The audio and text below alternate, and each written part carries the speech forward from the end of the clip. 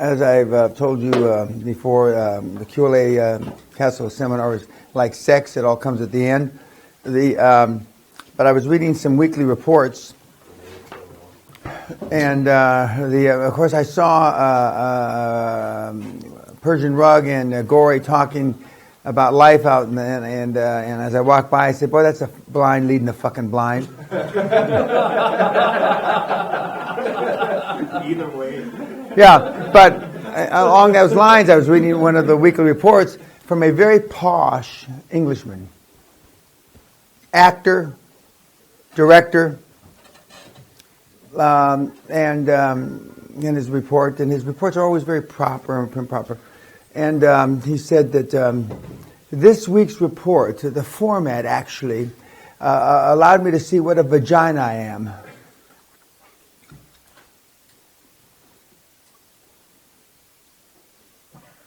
What a vagina. That's his way of saying what a cunt I was this week. And the reports will clearly indicate to you whether you did anything or didn't. And if there's enough didn't, then it's adios,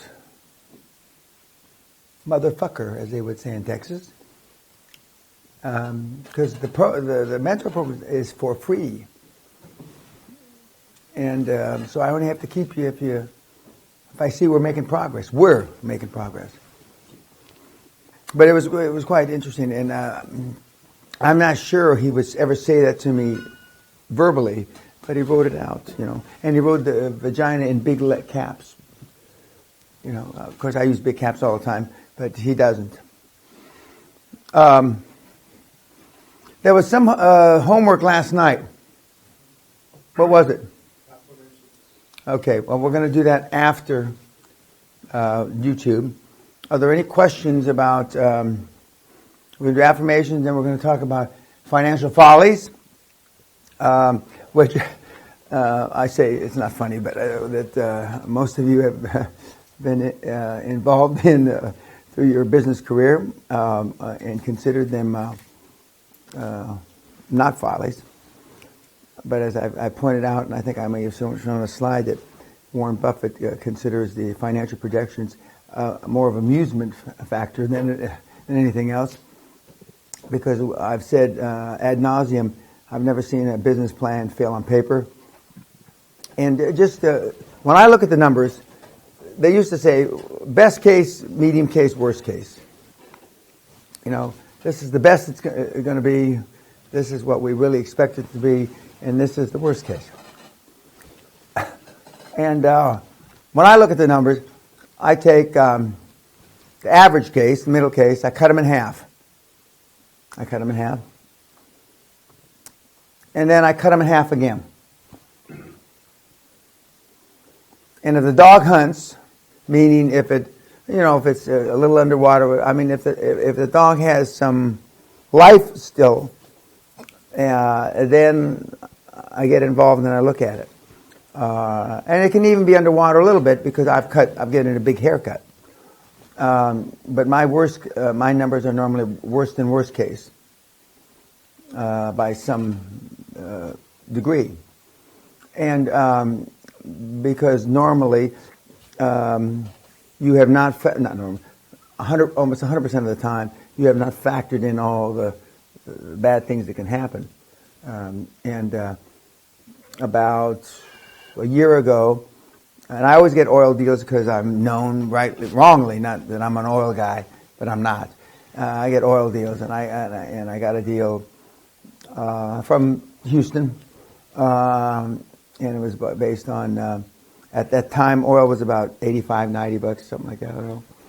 And it had projections. It had reasonable projections, escalation, nothing crazy, but it went up over 15, 20 years to 120, something like that.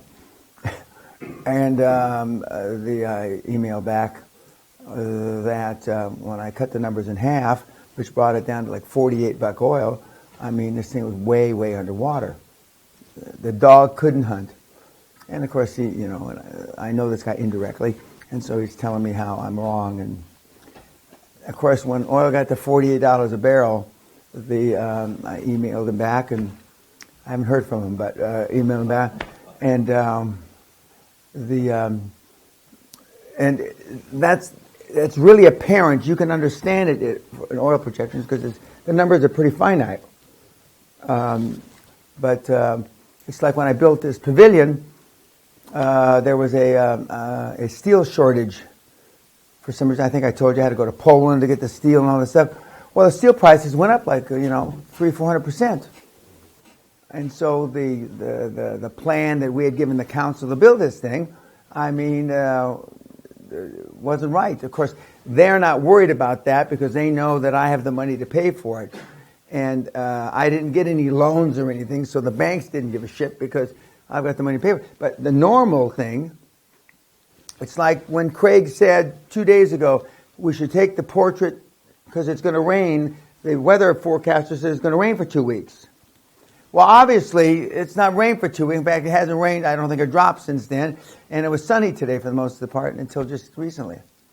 And these are the things that, that when you've been around a long time, you just know. You don't know what it's going to be, but it's going to be something. And now what the prognosticators are saying about Hillary Clinton's run for presidency, which should be a shoo-in. Of course, it was supposed to be a shoo-in last time because nobody knew Obama was coming.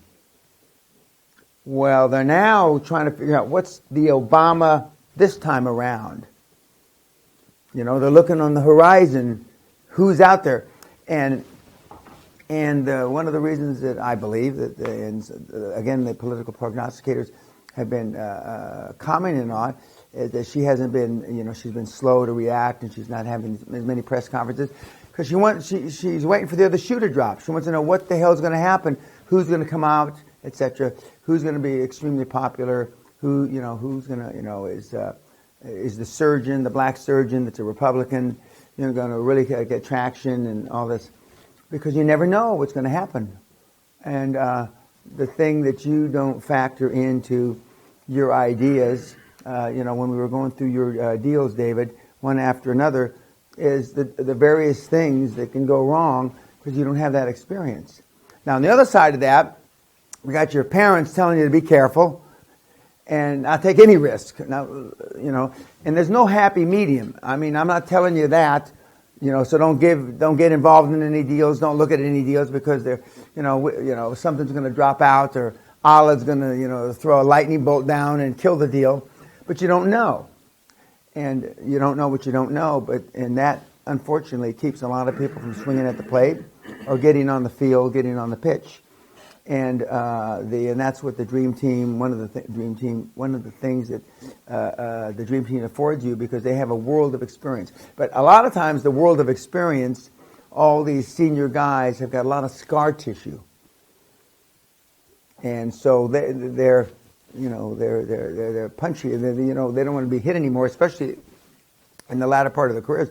So what they'll do is when you get behind an idea and are still pushing it forward because you've got confidence in it and enthusiasm for it, then they know how to get it done, even though they may not have initiated the idea because they're gun shy. So that's why, again, your enthusiasm is so damn important. And and then they'll say, okay, we can run with this ball. The field's muddy, this, that, but we've run in muddy fields before, we've done this, we've done that, but they'll still run with it. But if you go in and agree or give tacit approval by listening to all the negative shit, like we talked about the other day, all it does is reinforce their slight negativity gets major. And then, the rest that happens is ugly. As Sally would say, it's ugly. Sally was saying, she says, how ugly are they going to look in their kilts tonight? I don't know, honey. We've had some ugly ones, though. The biggest mistake everybody makes, they put them on backwards. That's normally, okay. Which I'm not going to tell you what that means, but they put them on backwards. And you look at it, it doesn't, but anyway, I saw people taking pictures today of Craig with his kilt on, so you should get that part right.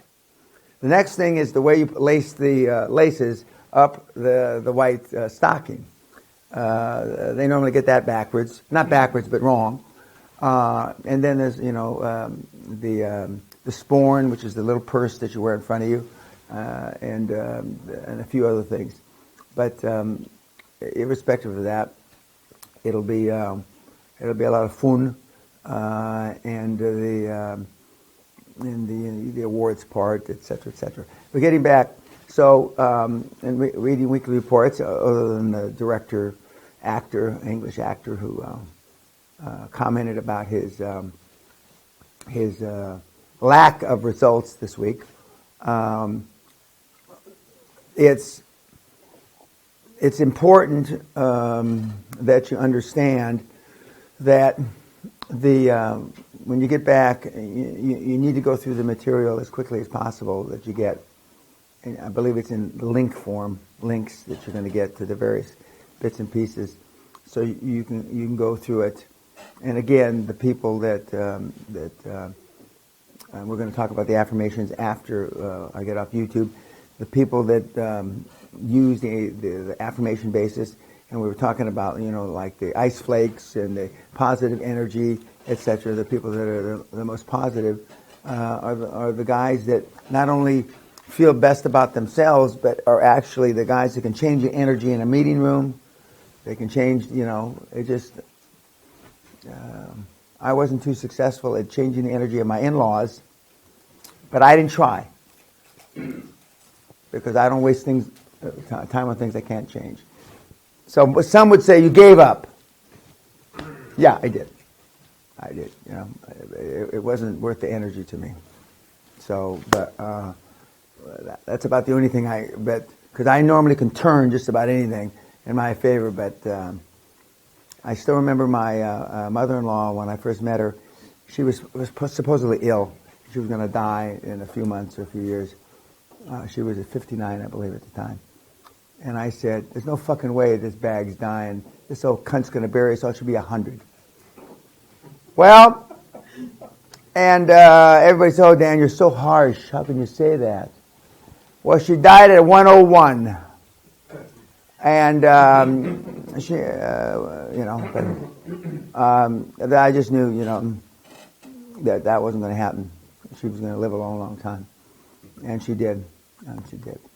A couple of you, I have a few more to see.